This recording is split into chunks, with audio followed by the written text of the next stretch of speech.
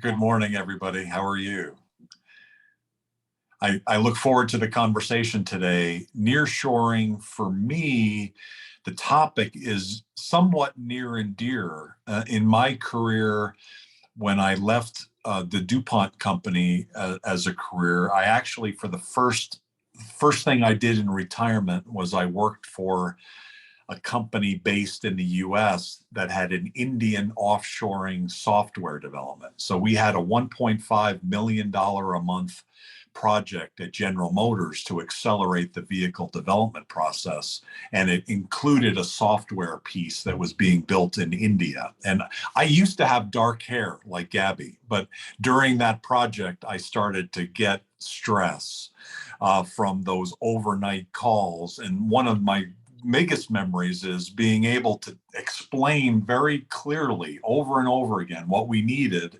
And then when we came in the next day, something completely different and random would come back, in terms of software, in terms of fixes. And so when I discovered the idea of nearshoring, it was through a company, an early member of Global Chamber called Tiempo Development.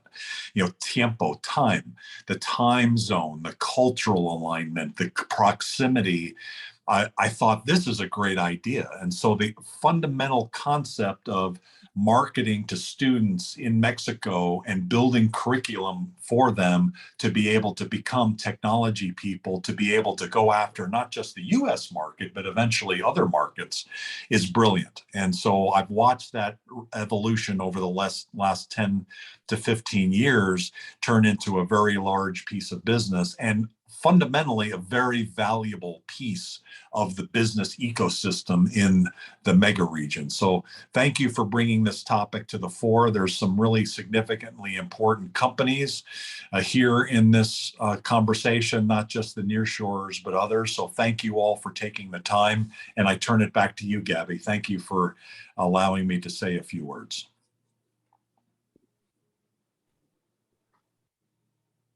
Thank you very much to all the panelists.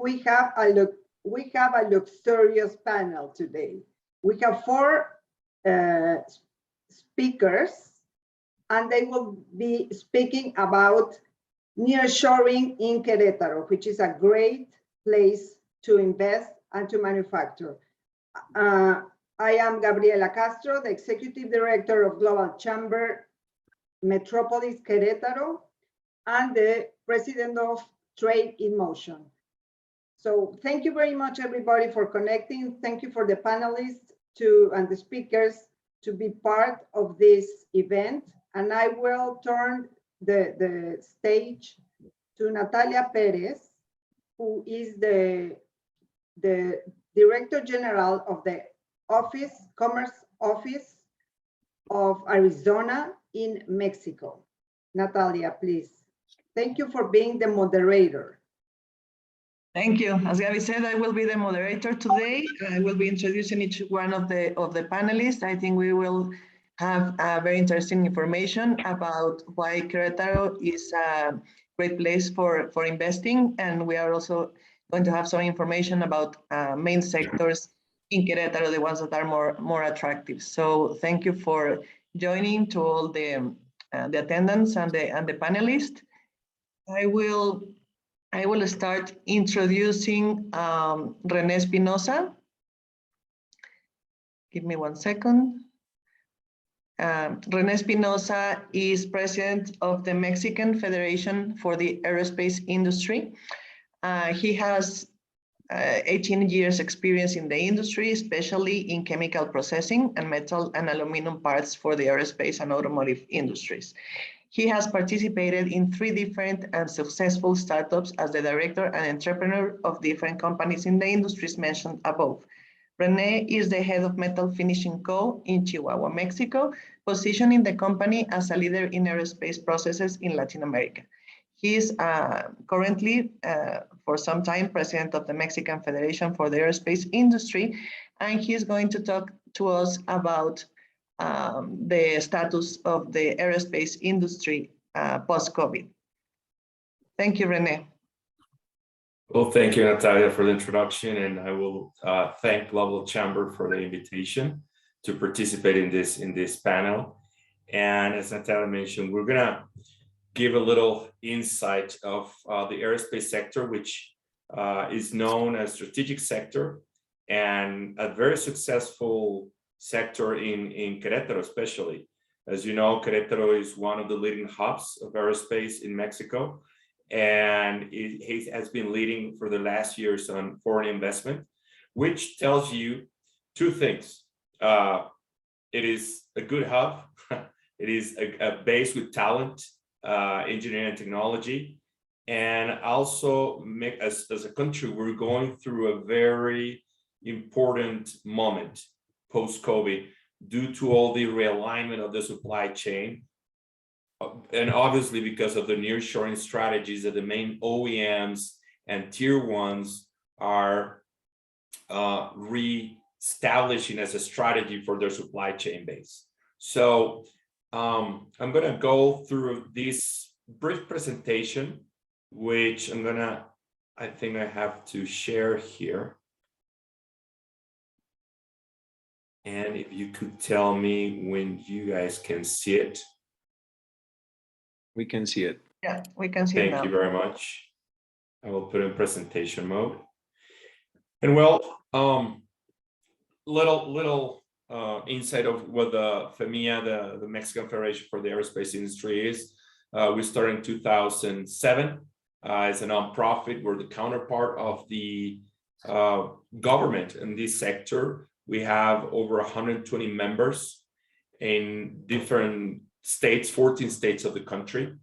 And the membership of the FEMIA represents 80% of the exports as a country. We have, of course, collaboration with different international organisms. These are some of the names or logos of companies that you might be very familiar. We have the main players of the sector as part of the industry locally in Mexico. And I will go a little quick on that so we can go into more of the topic that we want to present on the output or the outlook, I'm sorry, of the industry. Something very important to mention is that since last year, we're part of the International Coordinating Council of Aerospace Industries Associations, IKEA. And this is very significant because now we're part of the board of this council. In fact, last week, I was in the meeting in Montreal as part of the board of IKEA. And this has a lot of importance for us as a country because that represents that we are now part of the main players of this sector worldwide. These are some of the initiatives that we work. Of course, a lot of talent formation. That's one of the main strategies. We cannot have nearshoring strategies if we don't consider talent formation. They are the base, they are talent. And as I say, Querétaro is one of those special regions that have done a fantastic job, and we continue working with them. And well, let's go into the topic. Let's take a look of how the aerospace sector in Mexico looked like before COVID in 2019. We were the only sector in the country that had a double-digit annual growth. We averaged from 2009 to 2019, we had an average growth of 14.3% on our exports. We were the only one that had that continuous growth at that rate. We had 368 operations, from which 86% were focused on manufacturing, 12% of them focused on maintenance, repair and overhauling, and 11% of them, which is very important, on design and engineering. The level of exportations, it was $9,688 million, and we moved from the place or the 10th place to the 6th place as the exporting country to the US. That growth we experienced it in less than 10 years.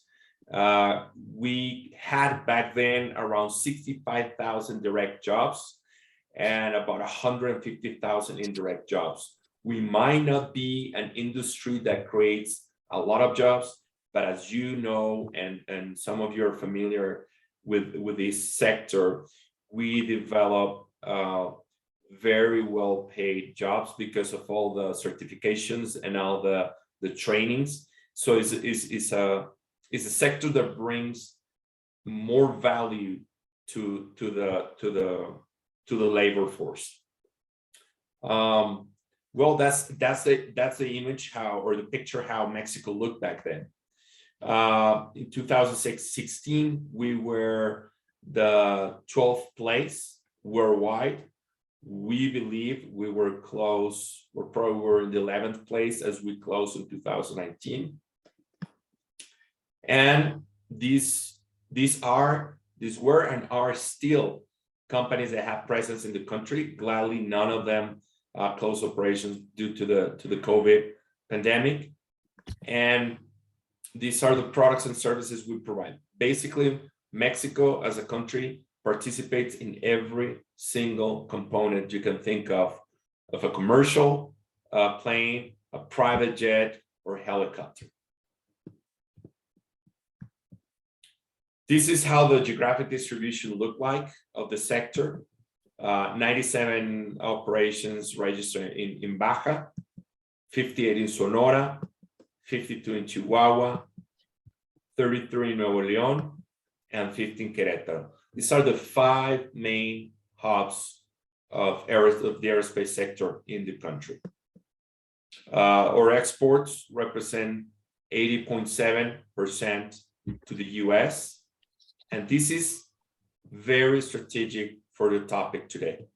We import over 73% of our critical supplies from the US. Compared to other sectors, and because of the high demand on certifications and accreditations, we have less than 5% of the integration in our supply chain. So this means that, yes, it represents a big opportunity for the Mexican companies to start integrating into the supply chain, which we're constantly working in these efforts. But because of all these accreditations and certifications in a highly financial demand that needs this industry, of course, this represents a lot of opportunities for other companies to relocate in Mexico and start being the supplier locally in Mexico. This is a great opportunity for nearshoring, and that's why I think it's important to mention it. So we have big opportunities in that aspect, not only to continue bringing other companies to supply, but also to develop local companies. This is how it looked, the trade balance pre-COVID, as I say, 14.3%. And post-COVID, if you look at the orange line, that's what 2019 looked like. These are the level of exports per month. And as you can see here, in the first 3 months of the 2020, we were coming up really rapidly on our exports. There were 2 main factors, and we're going to see that a little bit. As you might remember, the crisis of the 737, that was the first bullet we took in the chest as a country, because it affected so much. We rely so much on supply to Boeing. And then later in March, the COVID pandemic, and this is where it dropped the exportations. So as I mentioned, the 737 crisis, the production stops. The tier ones were trying to pull as much as they could of inventory. So we think that's why we had a high month or high exports on the first quarter. And then we go into contingency, and this is where we had the lockdown as a country. If you remember, unfortunately, aerospace was not considered essential. But then afterwards, with the effort of the FEMIA and the local clusters, the aerospace cluster of Querétaro support us, in lobbying, and gladly the federal government reactivated the sector.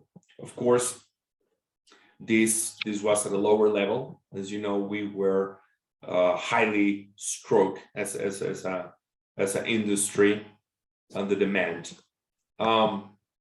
So back then in June, we had these three scenarios, and the way we ended, that's how we saw we could have closed. We're going to close 2020. So we closed with a negative impact of 31.8% of our exports compared to 2019. And how are we looking the next years? I'm sorry. Rene, just to let you know, it's 2 minutes left. Okay, I'm about to close. So Thank this is how we close 2021, the blue line.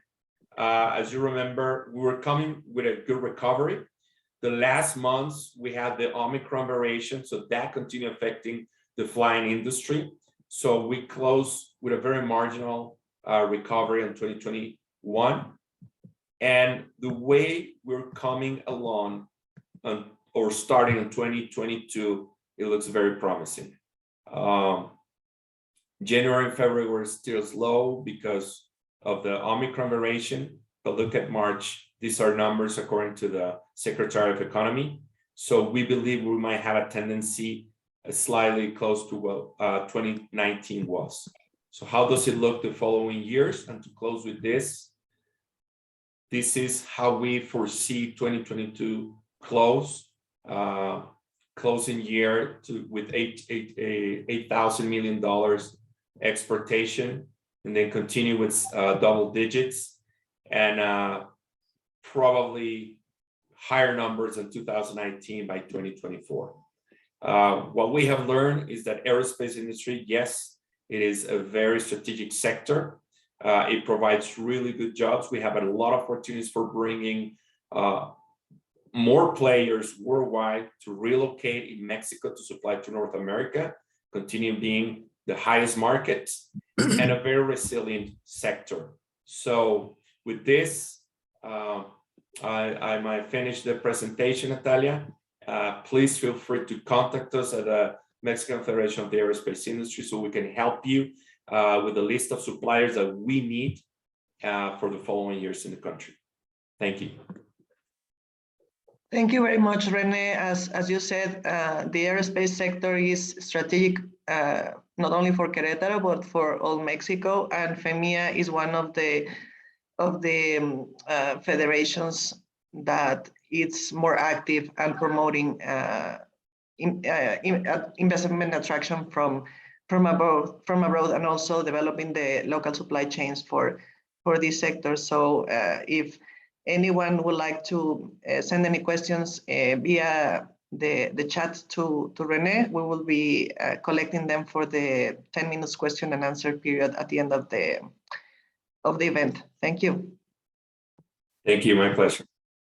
I'm going now to introduce Jorge Luis Camacho Ortega. He's president of Coparmex Querétaro. Coparmex is Mexico's Employers Union Confederation, which is a voluntary employers union that brings together businessmen from all sectors of the economy. Jorge has been a businessman for 21 years, focused on creating companies in the education, health, technology, and financial industries. He is the Director General and founder of CNCI University of Querétaro. He initiated his professional career in the financial sector. Jorge has been the Director General of 3 foreign insurance companies operating in Mexico.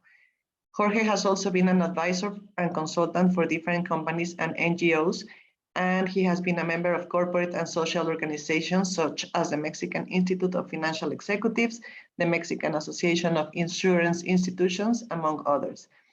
He has also been participating actively in Coparmex for 16 years, and he is now the president in Querétaro and advisor for Mexico as well. Jorge is an actuary and has a diploma in finance, international business, and political marketing. Thank you, Jorge, for your participation, and welcome to the event. Thank you, Natalia, for the introduction, and I'm glad to share this panel with my friends Marco, Gabi, and Francois, and also Rene that just finished. Why invest in Querétaro?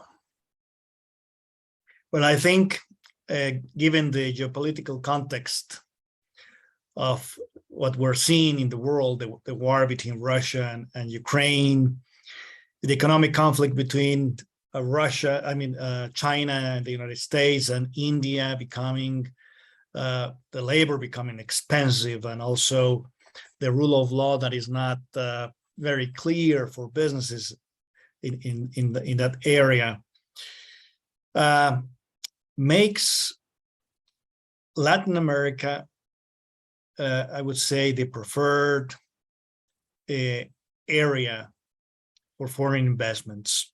Europe is quite expensive also, and has a lot of regulations which also make it expensive to invest in Europe. So most of the countries are looking now and moving away from Russia, from Asia, and are looking for friendly countries and better located countries such as Mexico. The pandemic put it in a very difficult problems, the concept of offshoring. Now, most of the companies in the past years were investing basically in Asia and using this concept of offshoring, but the pandemic created a huge logistics problems, which remain today. So in opposite of that concept now is the nearshoring and friendshoring concept. And as I said, Latin America and basically Mexico are where the eyes are being placed. And in the case of Mexico, we have another, I would say, benefit, which is the TEMEC or USMCA, which has a lot of favorable circumstances for companies establishing in Mexico that want to do trade with the United States and Canada. And within Mexico, I would say that Querétaro, the Bajío region, but let me talk about Querétaro, is the best place to invest. And let me give you some arguments why Querétaro. According to the Financial Times, the study of the American cities of the future for 2021-2022, in the overall rating among the Latin American best cities of the future, Querétaro ranks in 5th place. Within the large American cities with the best economical potential, Querétaro ranks 4th place, just behind Seattle, Vancouver, and San Jose, California. Within also the largest American cities in the category of business friendliness, Querétaro ranks number 7. So this is a view from an analysis of more than 100 cities within the Americas. And as you can see, Querétaro has these very favorable rankings among the rest of the cities. Also, let me talk about the quality of life in Querétaro. Querétaro is becoming the Berlin or the Vienna of Europe. We have a very cosmopolitan city. 90% of the people that will live in Querétaro come from other parts of the country or other countries. And it is a very friendly society.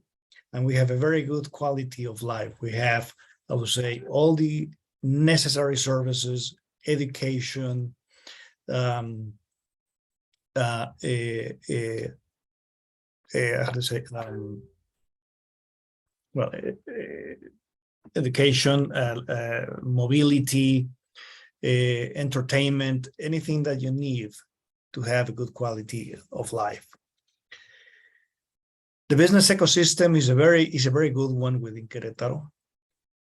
There are more than 100 different associations or business chambers in Querétaro that we work together.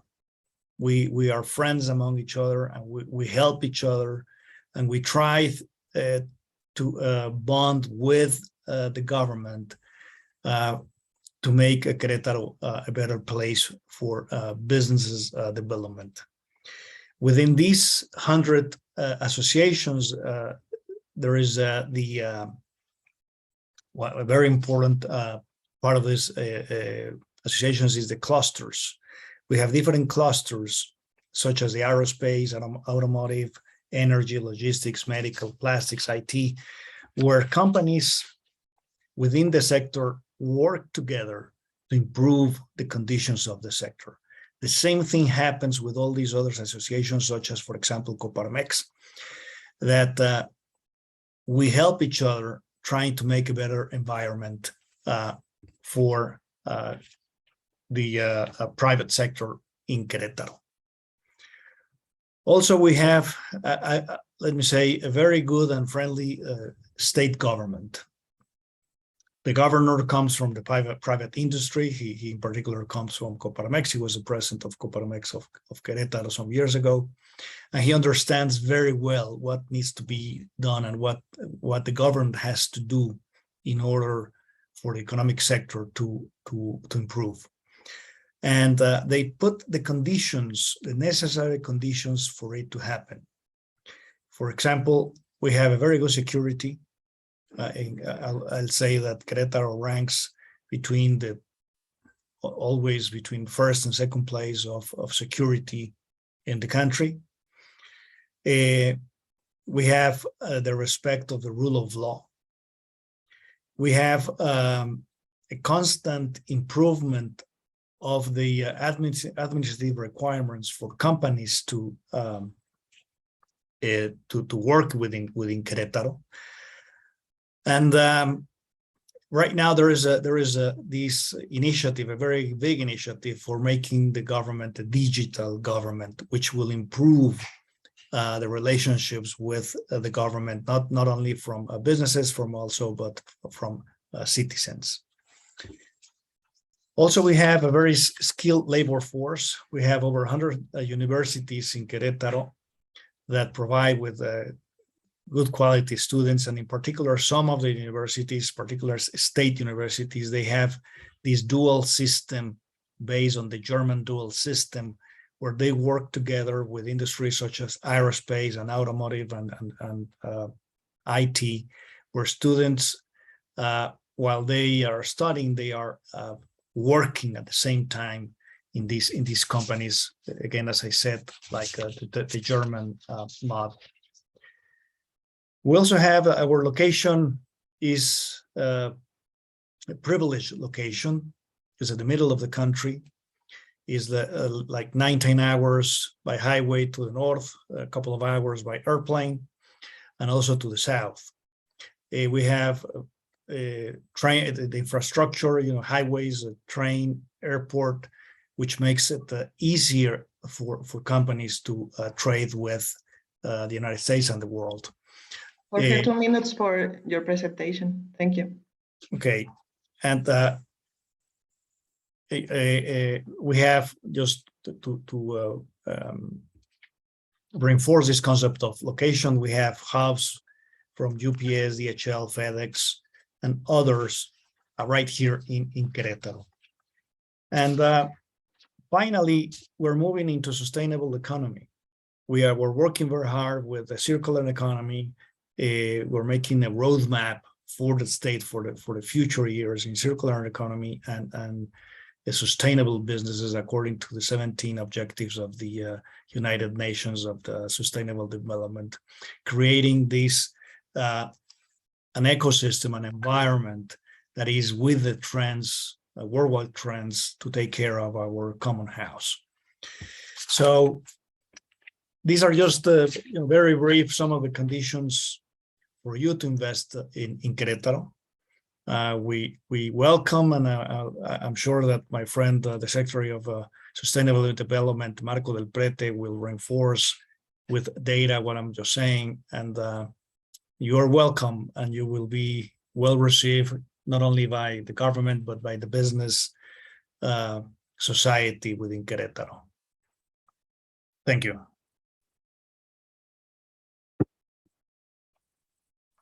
Thank you very much, Jorge. I'm sure that being a businessman with such an experience in this sector and at Coparmex, you are very knowledgeable about the opportunities that Querétaro has. And as you well said, it is a state that respects the rule of law and that has many attractives for investment. So thank you for sharing this valuable information, and thank you for participating in this panel.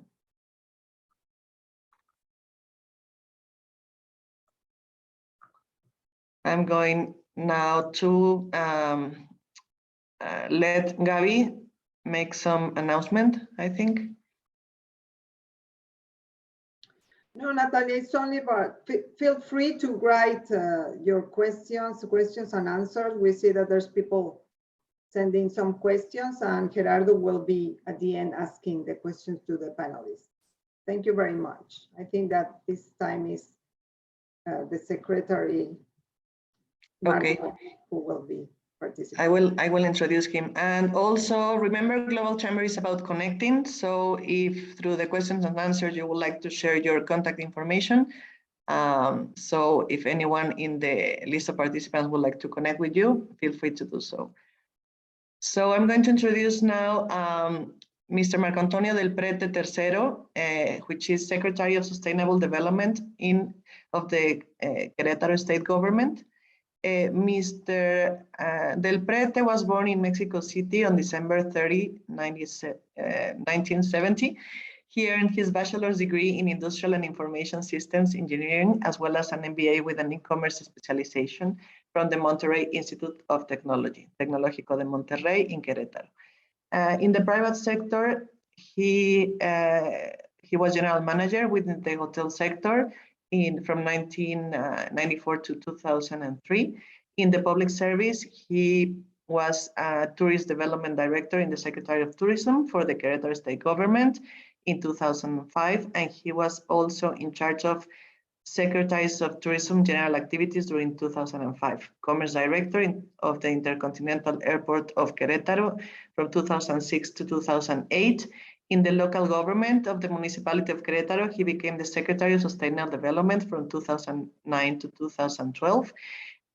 He was staff director in Senator Francisco Dominguez's office in Querétaro from 2012 to 2015. And currently he is Secretary of Sustainable Development of the Querétaro State Government since October 2015. Welcome, Mr. Del Prete, and thank you also for your participation. We're looking forward to hearing what Querétaro has to offer to the world. Thank you very much, and please receive a warm greeting to Doug Brunke, President of Global Chamber, to Gabriela Castro, Executive Director of Global Chamber and President of Trade in Motion, Natalia Perez, thank you very much, Mexico representative of Development Agency, Economic Development Agency of Arizona State in Mexico, to René Espinosa, Jorge Camacho, Eduardo Luna, Roberto Cruz, and François Oulet. Thank you, everybody, for being here.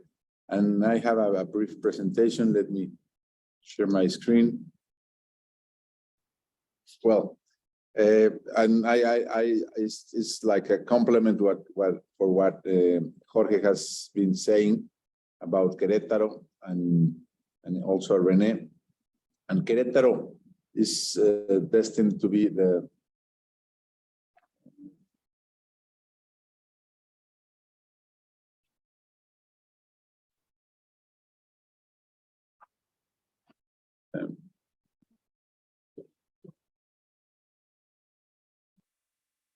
froze the screen. Do you hear me? We can hear you, and yeah, and the presentation is like in the process of being shared. Okay, it froze it.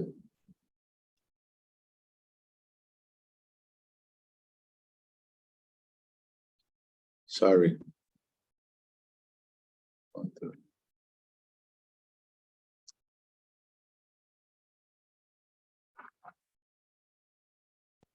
Sorry, let me.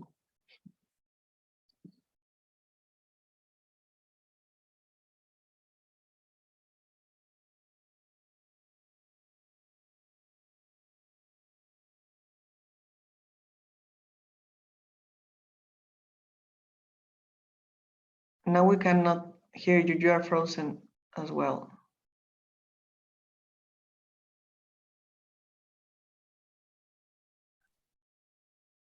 I think we lost connection with him. Yeah, I think they were having problem with the connection. That's why they can share their screen maybe. So they give us some. I don't know if you want us to follow up, and then when he catches up, he can start. I don't know if you want to hear that. Well, make the question that it's on the chat box. Yes.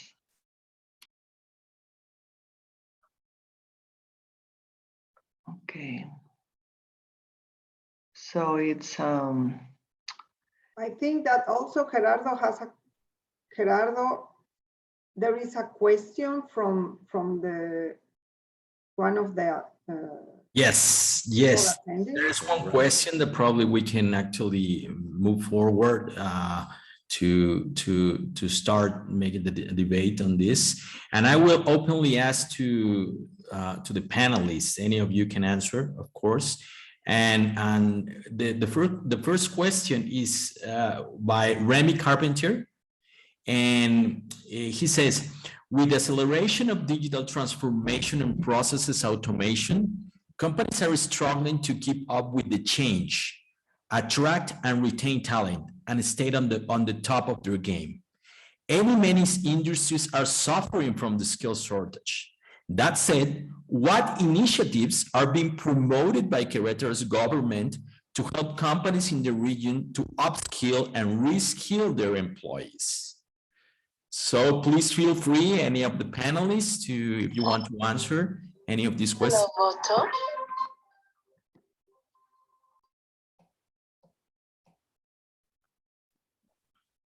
I am again, sorry, but the internet fell around here. So, but here we again. no problem. Thank you. I don't know if Gerardo was just making a question, one of the questions for all the panelists for the end of the event. So I don't know if Gerardo, if you would like to finish or we leave it for the end. No, we'll leave it for the end, Okay. so Mr. Perfect. Marco can finish his presentation. Okay. Thank you. Okay. So I was talking about our strategic location. We're in central Mexico and very close, not to many other industries that are looking forward to expand, but in terms of connectivity, we are close to the main ports, Manzanillo, Lázaro Cárdenas, and Tampico, and also to the border, to the Nuevo Laredo border, which is connected by the NAFTA highway, the Ciudad Juárez border, and a little bit farther, the Tijuana and Mexicali border. And that helps us a lot in terms of being a very strategic logistic hub to enable companies to invest here. Why? First of all, because the merchandise, the goods could be traveled in a very efficient way through not just through road, but also through railroad and through airplane. We have our airport. It's one of the most efficient cargo airports in Mexico. We move more than 60,000 tons a year in average, and we have the main couriers such as DHL, FedEx, and UPS. Also for terms of commercial flights, we are very efficient in those terms. Querétaro always has been recognized, as Jorge told, for its quality of life in terms of security and safety, in terms of infrastructure, in terms of healthcare, in terms of economic development. Is the state, one of the states who grows the most in the country. We have a very stable labor environment, more than 27 years without a strike, and we have the lowest poverty, one of the states with the lowest poverty in the country, and we promote tourism. But what enables us, mostly important for receiving of nearshoring companies, is our skilled labor force. We have developed, and I was reading some other questions about our skilled labor force. We have been developing training and education systems that, first of all, enables the new employees to reduce the learning curve. It's a model that began with the installation of the aeronautic industry in Querétaro. We developed a fast-track training system in which in 4 months a new employee could learn the basic techniques or skills that are required to work in the aeronautic industry. And we have been developing this training courses to other industries, such as the automotive industry, evidently, and also the electrics and electronics industries. And right now we are working, we are very aware that we have to keep training the newcomers or the people who have some ability, some skills, but are not fine-tuned to get it into the industry. So we are developing a program through the Ministry of Education, through the Ministry of Labor, evidently the Ministry of Sustainable Development, in terms of giving tools to the people who wants to join the formal labor force. Just to let you know, Querétaro has more than 60% of its economic population in the formal labor force. Another thing that enables us to receive nearshoring companies, it's that we are very used to foreign companies. These are the six main commercial partners in Querétaro: the US, France, Spain, Japan, Germany, and Canada. That enables us to receive. We have a capability to receive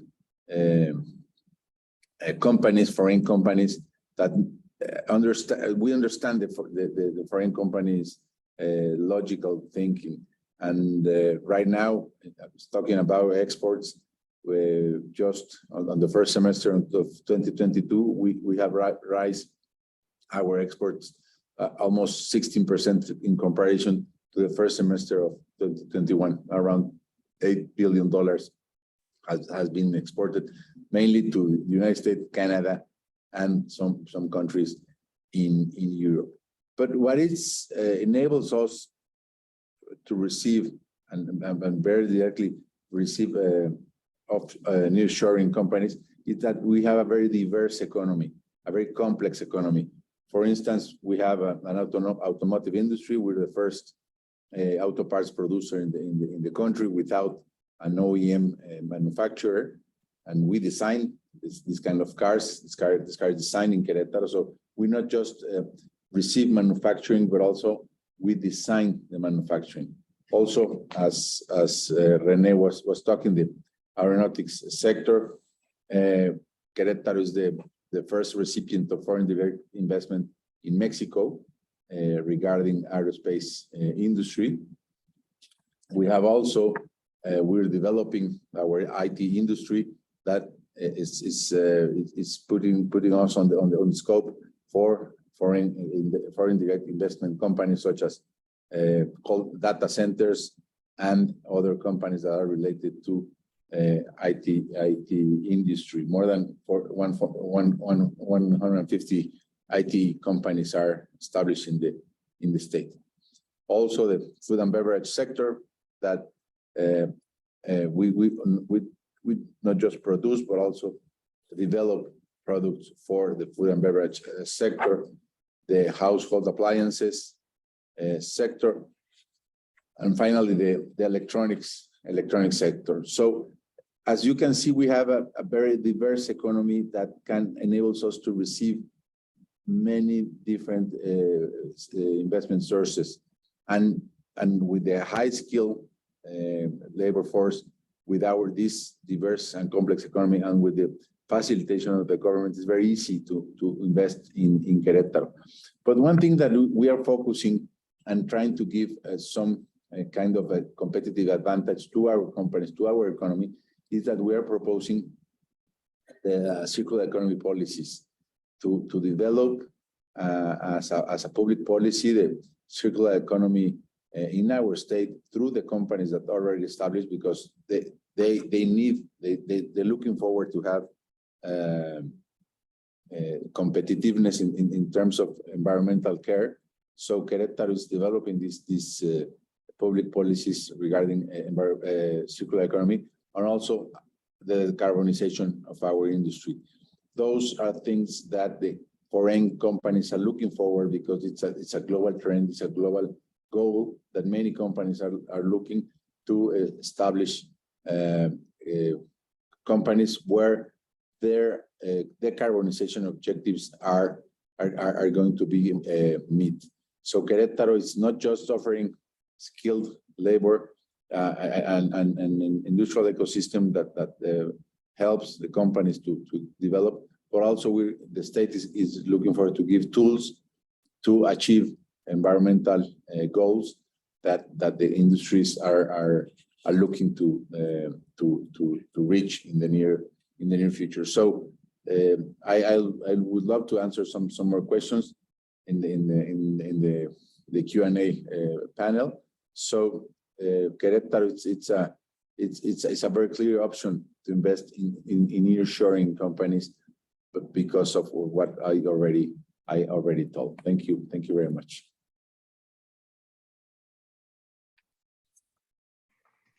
Thank you very much, Secretary, for your participation and also for this valuable information from Querétaro. We hope that after this event, our participants will be able to know that Querétaro is one of the most important hubs for investment, and one of the states that has the most developed industry sectors, together with aerospace and automotive, food industry, and all this investment that has been coming to Querétaro in the last years. So thank you for your participation, and we will let you know if you have any direct questions for you. Now I'm going to introduce Mr. Francois Ouellet.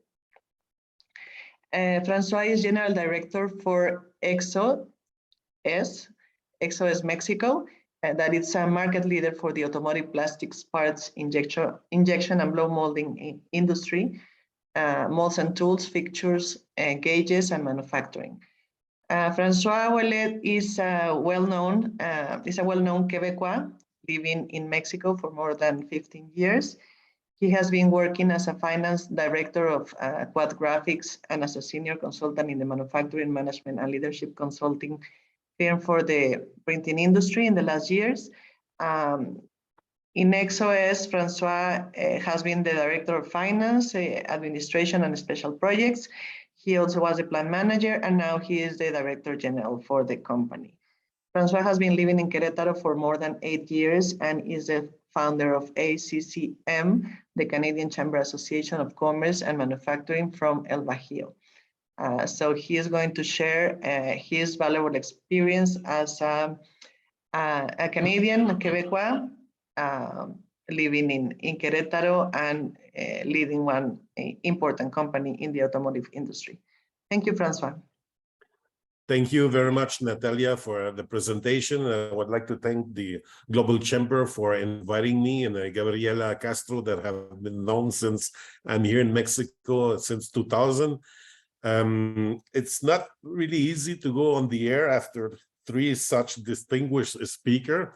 Just for Marco, I think this is the 3rd time this week that we see each other in some events. So just a word for Doug that was complaining about his white hair. Doug, you still have hair, so don't go into the plastic business.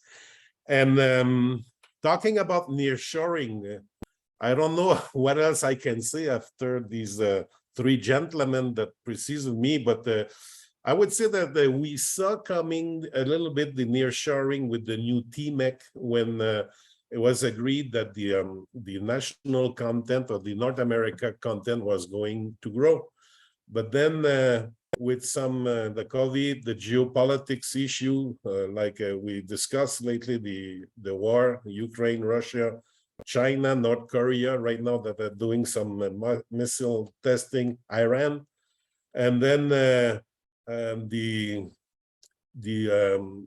problem that we had with the supply chain, with the microchip coming for Asia, and people realized that they had so much production or so much good coming from Asia. Then we had the logistic issue, the container that went from $3,000 to $30,000. Then it was looked at that maybe was not a really good idea to have everything in that region, in that area. So a lot of companies decided to start looking at maybe coming closer first to go on with the new TMEC for mostly the automotive industries for the content, and start looking in which area they could be located. So the Bajío is one of the best regions in Mexico, because as Marco said, and the other gentlemen that were speaking before me, it's right in the center of Mexico. So you're close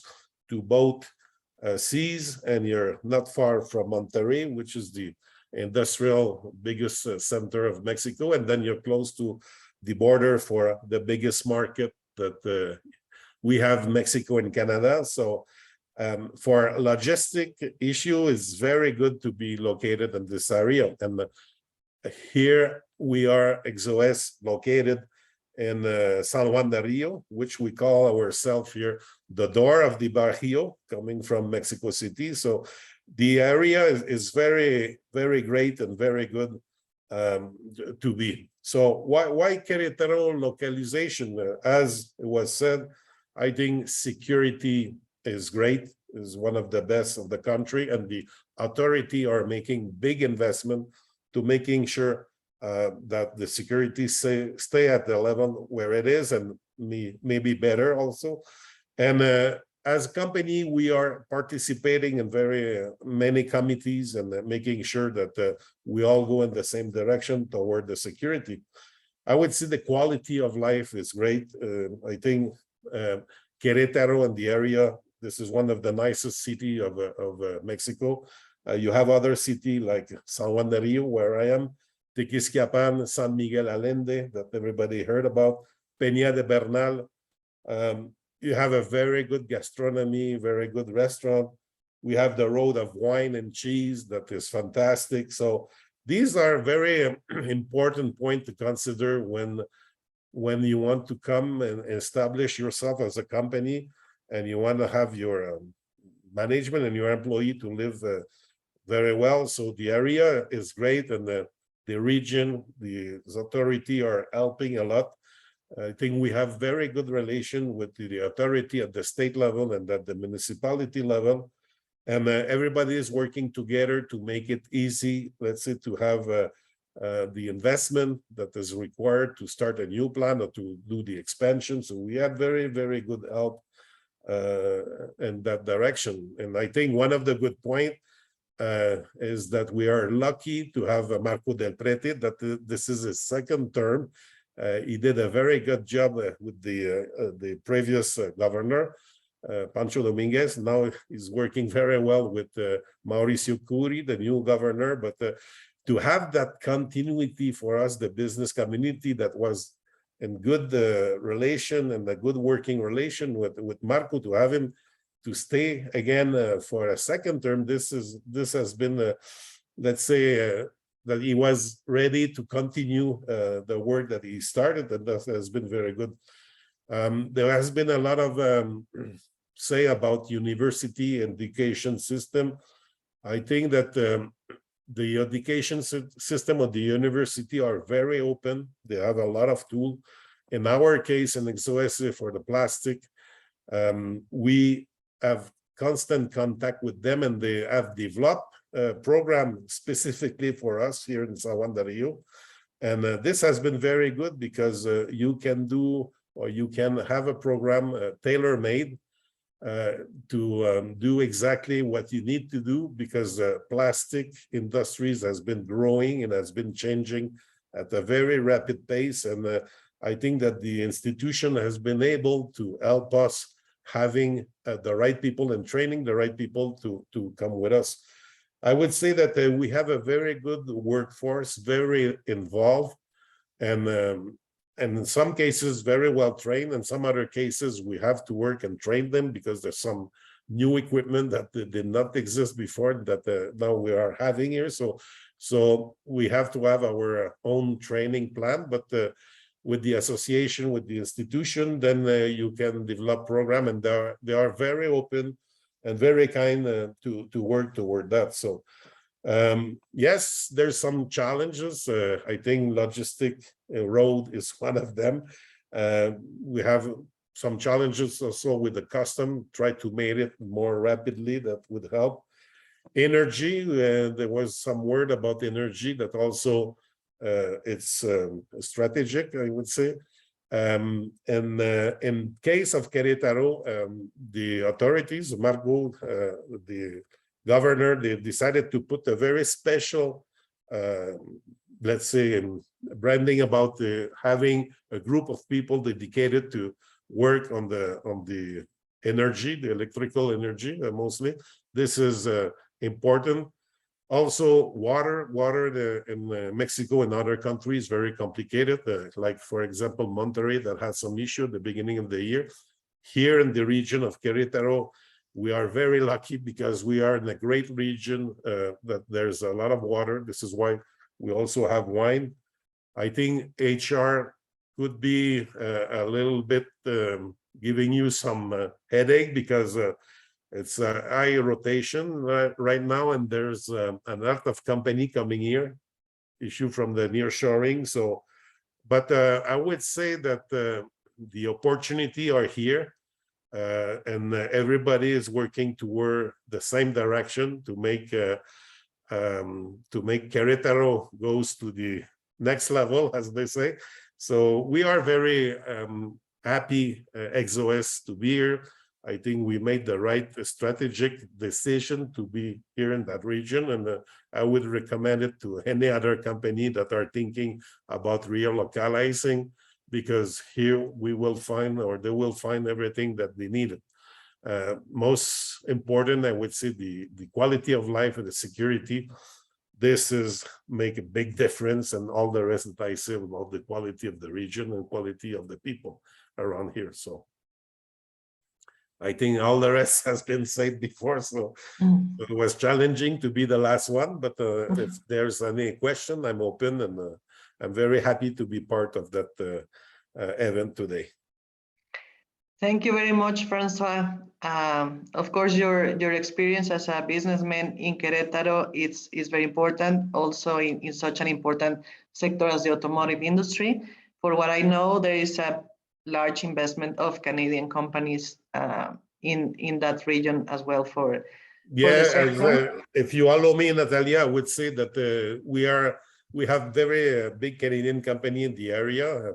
Everybody knows Bombardier, BRP, Martin-Ria, Magna, us, XOS. There's a lot of a company, and there's a lot of company in our market that are dedicated to the mold market right now.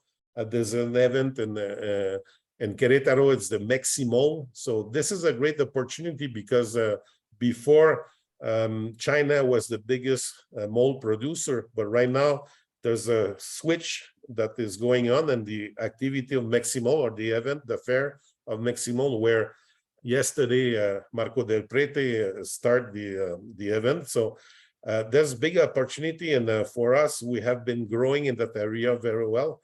And I think there's a good future for people that are in our industry. Right now, we know that there's inflation, that the interest rates are going up. That might affect a little bit the demand. So we might have some some issues in the near future, but we have to be very close to our business and to make sure that we can maneuver.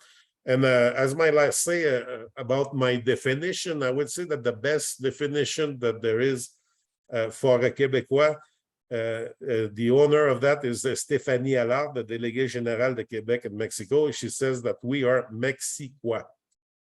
So Yeah, that's true. yeah, I know her, and yeah, you become part Mexicans. Well, yes. thank you very much, and for showing us about this other important industry, the automotive, and for participating today with your experience. So I'm gonna let Gabby to make a couple of questions from the participants to close the event. Exactly. We have one question from the participant from Remy Carpentier. And with the acceleration of digital transformation and processes automation, companies are struggling to keep up with the change, attract and retain talent, and stay on top of their game. And many industries are suffering from the skills shortage. That said, what initiatives are being promoted by Querétaro's government to help companies in the region to upskill and reskill their employees? Unfortunately, the Secretary del Prete left, so we don't have the answer from the government, but maybe you, working with the industry, you can know what's happening now. Yes, I can give you an answer. In Querétaro, we work closely the academy with the government and also with the private sector. And more than an initiative of the government, there is an initiative from the universities, public and private universities, to be at the level of the needs of the companies. The world is changing very fast, so it's difficult to keep up with these changes. But I can assure you, I am in the academic sector. I have a university, so I know about the topic, and we try to keep up with the skills and the needs of the companies. Right now, we're working very hard in an initiative called Educación dual education. I mentioned it before that there already exists this dual education in the aerospace and automotive industry, where we are expanding this concept for other industries, so that the students start working early in their studies in the companies. So simultaneously they get the experience and also the knowledge. It's been a model that has worked very well here in Mexico, and again we're expanding it. On the other hand,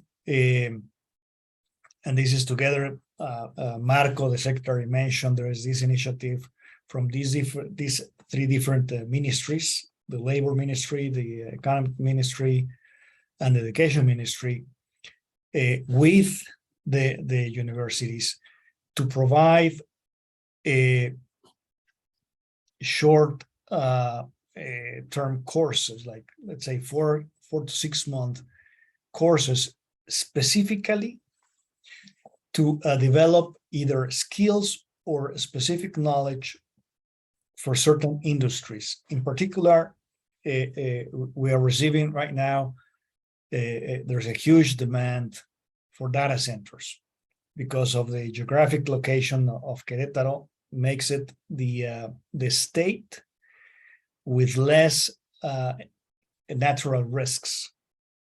There is no earthquakes, no hurricanes, no cyclones. So specifically for data centers is the best place to be. So part of this initiative is to provide with engineers and students with the specific skills for data centers. So this is an initiative that will be well, they are working on it, and we're helping with Coparmex. We're involved also on this initiative to be able to provide with high quality, not only students, but also people that are also working within these industries that they need to upscale their knowledge or skills. They will be subject to take these specific courses. Okay, thank you very much for your answer, Jorge. Very clear, and that's a good thing that all the industry and academia are getting together to resolve this problem, because this problem is all in North America, Mexico, the USA, and Canada. So very good. I don't know, Cesar or Doug, are you there? I think that we should give some words to close the event.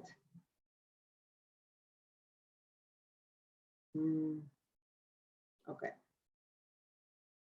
I think that, so I would like to thank everybody to be part of this event, to be connected, to share all your knowledge about the best practices in Querétaro and why it's a great state to invest and to manufacture. I'm talking about nearshoring. So thank you very much, everybody. We keep in touch. We are Global Chamber Querétaro.